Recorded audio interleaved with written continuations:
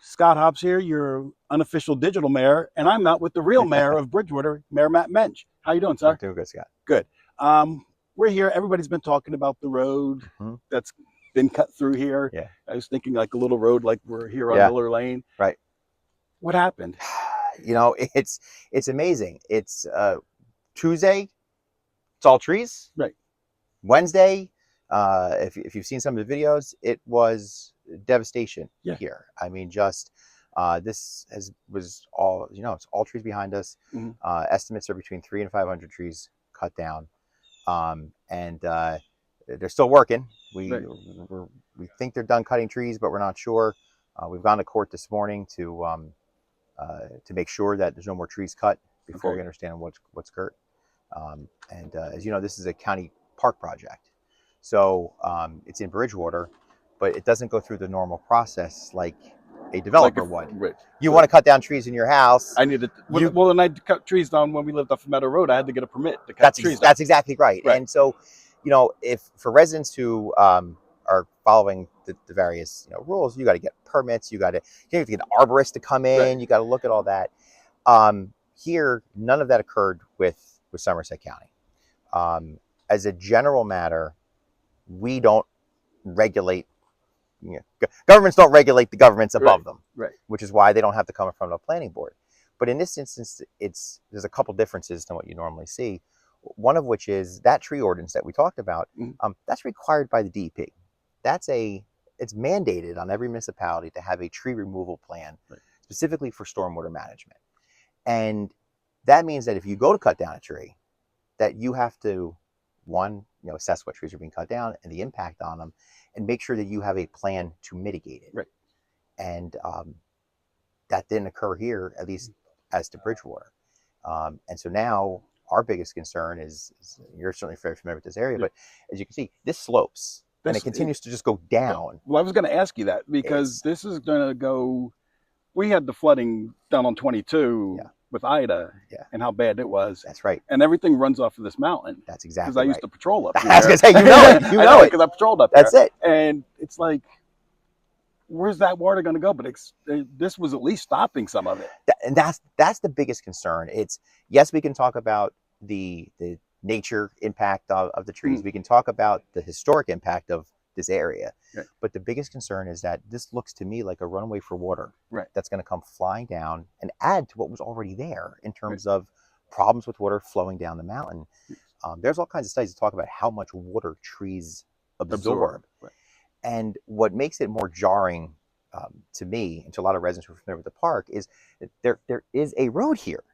So it's not that we had a piece of property that we had to figure out how do we let residents use it. Because it's a beautiful park down there. Gorgeous park.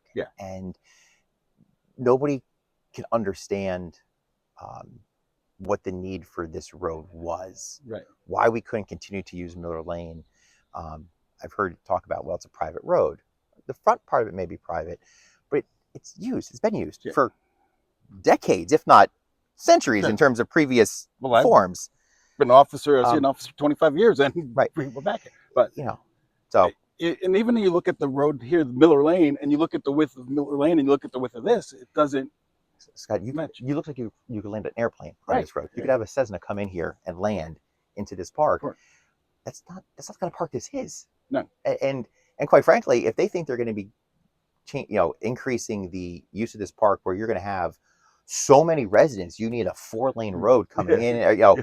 That's also a separate concern, which is that's going to take a park which is pretty heavily used, but is still quiet. You can come here, you can hike, you can ride a bike, you can enjoy. So I don't know what the future plans are. If this is just a precursor for a significant expansion of park facilities here, and that's what we're not seeing. Is that it's now they're going to build a building, they're going to build other stuff, and this is just phase 1.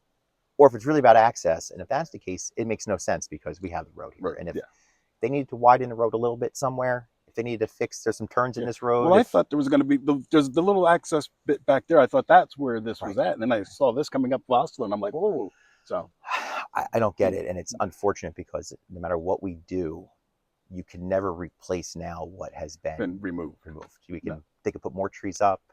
Even if you could stop the project and say we're going to reseed this area, It's not going to be reseeded with the trees that you see around us. No. It's going to take 100 years for that to happen. And even with the water coming this way, you're still got a slope going down that way.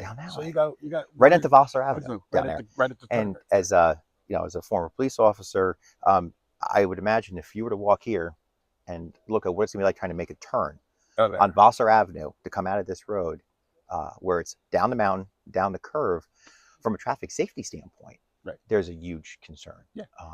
So I can't figure out what the need was, why we're doing it, and what's really shocking at this point too is that Sullivan County, as far as I've seen, has not said anything about this project. We've seen a lot of stuff on the Bridgewater pages and everything, and no explanation, no reassurances, no no answers to our residents who say, we're really concerned about this. What are you going to do? Right. And our hope at this point is we don't have the power, without the help of the courts, to get those answers. And so we're hoping at a minimum that with our court actions that we can have a judge to make sure that there is a stormwater management plan, that if we need to make improvements down the mountain to address the runoff, if they need to make improvements to what they're doing here, if they need to make the project smaller, make it a smaller road, plant more trees, do all the things that every other resident or developer has to do. Right. Because those are the things that they're there to protect our residents. Right. It's not a, it's not a land use issue where we're saying we don't want you to build a house. We can't control that. Right. They can do that here, but those trees, this amount of trees is it's criminal. Right. It's horrible. And it's bad. So. Yeah, it's really bad. Well, thanks for taking a couple minutes for me. I appreciate it. And what I'd like to do is one day sit down and we'll talk. Sit down. I'll do my 5 questions because I do the top 5 things. So I always 5 questions. Yeah, I'm going to do that. I make sure I follow your page. pages. I will do that. Appreciate it. Thank you, Scott. Appreciate it.